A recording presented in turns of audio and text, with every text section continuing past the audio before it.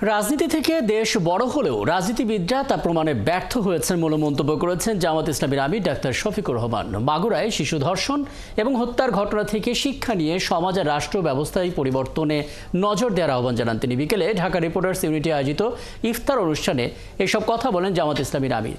এ সময় ফ্যাসিস্ট সরকার রাষ্ট্রের মূল স্তম্ভগুলো অকেজো করে দিয়েছে বলে মন্তব্য করেন তিনি। জুলাই আন্দোলন সহ দেশের সমসাময়িক রাজনৈতিক প্রেক্ষাপট তুলে ধরে ডাক্তার শফিকুর রহমান বলেন, জামাতের ভালো মন্দ দিকগুলো সমালোচনার মাধ্যমে সামনে আসলে এগিয়ে যাওয়াটা সহজ হয়।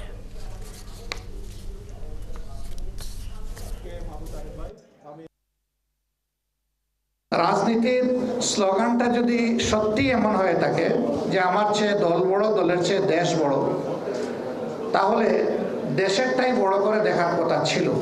যে মেয়েটা গতকালকে সবাইকে কাঁদিয়ে চলে গেল, এখান থেকে শিক্ষা নিয়ে আগামীতে এই ধরনের অপকর্মের বিরুদ্ধে সোচ্চার হওয়ার এবং বিচার নিশ্চিত করার দাবিতে আমাদেরকে এক ও অভিন্ন হওয়ার তৌফিক আল্লাহ তাআলা দান করুন।